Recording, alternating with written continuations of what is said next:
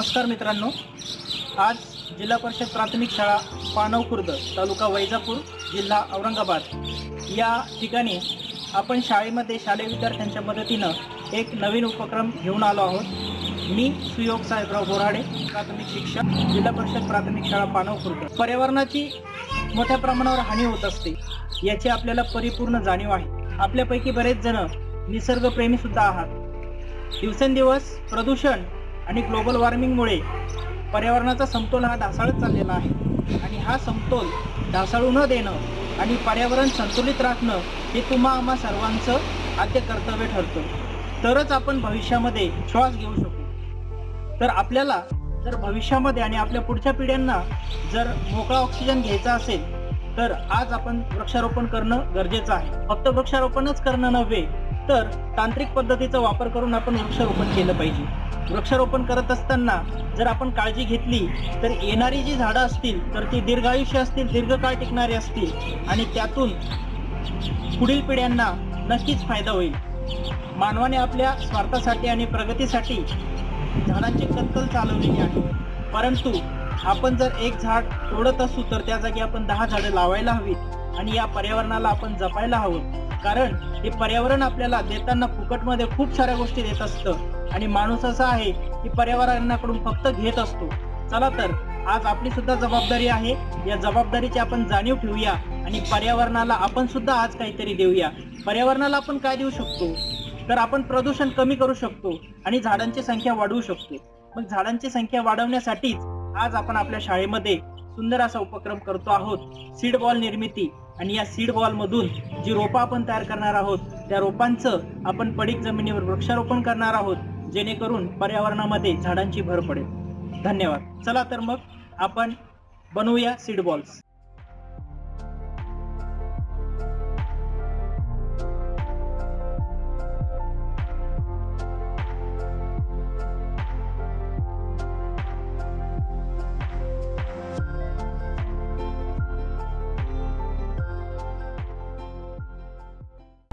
हे साहित्य गोळा केलेलं आहे, त्यामध्ये वेगवेगळ्या झाडांच्या बिया आहेत, शेण आपण आणलेलं आहे, शेतातली काळी माती आहे, चुलीमधली राख आणि गाईचं गोमूत्र आहे। तर या सर्व गोष्टी आहेत या वनस्पतींच्या वाढीसाठी पोषक घटक असणाऱ्या गोष्टी आहेत आणि या पोषक घटकांच्या मदतीनं वनस्पतींची वाढ उत्तमरित्या होते, रोगप्रतिकार शक्ती वाढते आणि त्यातून भविष्यामध्ये ते झाड जेव्हा मोठं होतं त्यावेळेस त्याला कुठल्याही प्रकारचा कीड लागत नाही, त्याच्यावर कुठल्या प्रकारचा रोग पडत नाही।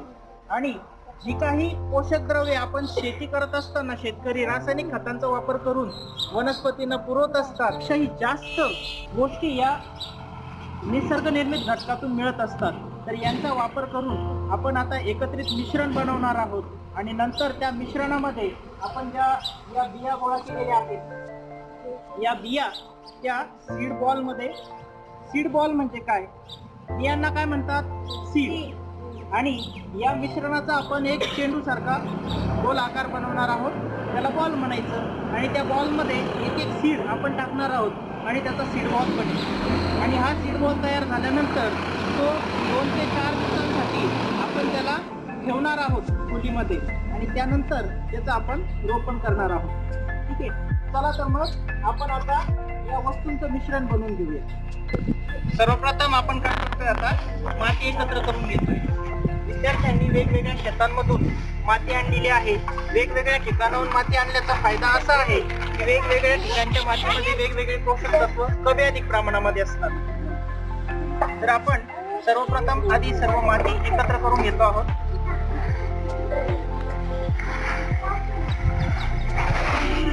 ओके,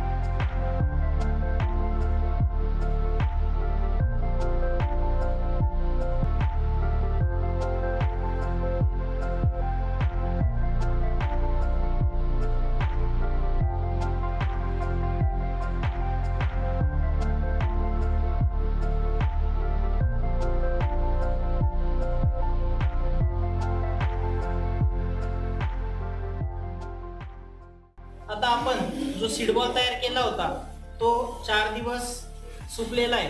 सुकला म्हणजे याच्यामध्ये जे पोषक तत्व होते ते पूर्ण बियापर्यंत पोहोचलेले आहेत. आता आपण याचं रोपण मातीमध्ये करणार आहोत. तर आपण परिसरातल्या प्लास्टिकच्या पिशव्या जमा केलेल्या आहेत, त्यामध्ये माती भरून सीडबॉल त्या मातीमध्ये आपण आता लावतो आहोत आणि यामध्ये पाणी भरून ठेवणार आहोत, जेणेकरून आंब्याचं रोप या ठिकाणी वाढीला लागेल. आणि याच पद्धतीनं जे आपण सीडबॉल वेगवेगळ्या झाडांची तयार केलेले आहेत तर त्यांचं सुद्धा रोपण आपण प्लास्टिकच्या पिशव्यांमध्ये करणार आहोत आणि त्याचं रोप तयार झाल्यानंतर वृक्षारोपणाचा पुढचा कार्यक्रम आपण घेणार आहोत.